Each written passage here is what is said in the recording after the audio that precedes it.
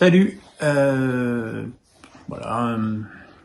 Ce dimanche a commencé par le décevant match nul concédé par Rennes contre Le Havre, avec un début de match tout à la faveur des Bretons qui ont ouvert le score avec le premier but rennais de Ludovic Blas, but qui d'ailleurs n'aurait pas dû être accordé puisque Gouiri était sur la trajectoire du ballon et qu'il était hors jeu. On n'est plus à une connerie près.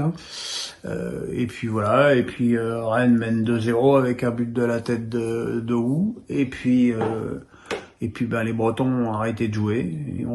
Est-ce que c'est de la suffisance? Je vois pas ce que ça peut être d'autre. Au bout de 3 journées, et ils ont laissé les Normands qui ont eu l'immense mérite de conserver leur style de jeu, à la fois de pas renoncer, mais de rester fidèles à leurs principes. Et ils ont égalisé grâce à un très joli doublé d'Alioui.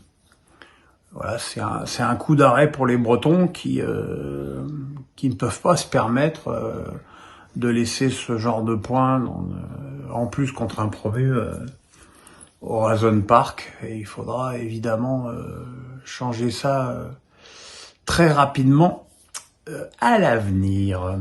Les matchs de 15h ont vu la victoire de Metz à Clermont dans un match de Ligue 2, ne nous le cachons pas.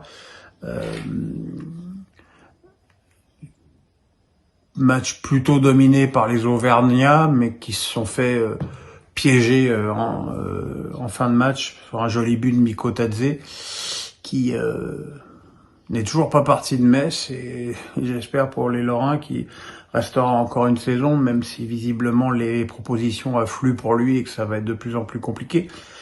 Mais voilà, ça fait quand même 3 défaites pour Clermont depuis le début du championnat, et ça commence à devenir un petit peu problématique.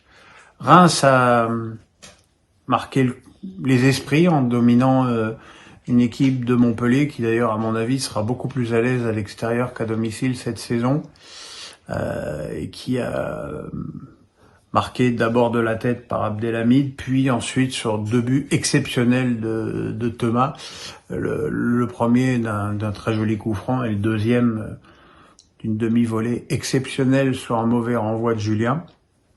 C'est un résultat très très probant pour des Bretons, des Champenois qui ont investi, ils se sont lâchés.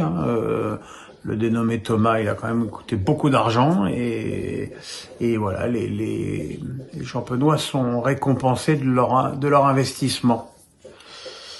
Strasbourg, Toulouse, avec une première mi-temps assez horrible, et sur l'ensemble du match, des Toulousains extrêmement scolaires, sans imagination, et qui ont été inoffensifs pendant 90 minutes.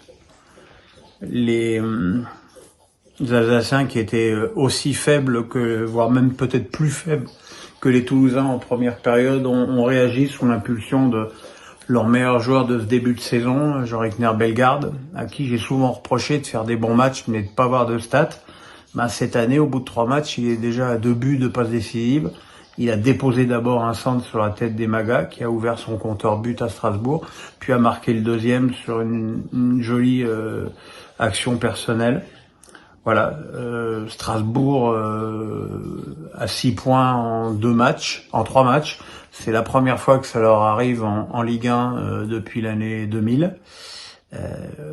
Par rapport à l'année dernière, ils sont à plus 6 par rapport au match à domicile contre Lyon et Toulouse. Ils n'ont pas pris de but. Donc le bilan strasbourgeois mathématique, il est bon. Maintenant, il faudra quand même progresser au niveau du jeu. À 17h, on attendait avec assez d'impatience Lorient-Lille, et ça a été un match quand même extrêmement surprenant. D'abord avec les choix de Fonseca, qui avait quand même décidé de faire un petit peu tourner en prévision du match retour à Rijeka, et les nordistes ont été menés au score très rapidement, d'abord sur un but invraisemblable avec une passe trop courte de Chevalier, interceptée par le toujours excellent Abergel. Un deuxième but de Ponceau, et puis on a cru que lorsque Jonathan David a réduit le score, que les Lillois allaient avoir les ressources de revenir, surtout que Cabella était rentré. Mais non, derrière les Bretons ont super bien exploité les situations de contre qu'ils ont eues avec un but magnifique de Fèvre. Et voilà, et c'est une très belle victoire pour une équipe de Lorient qui n'a peut-être pas forcément les qualités de l'année dernière, qui est certainement plus solide sur le plan défensif, mais voilà, qui elle aussi fait un début de saison très honorable.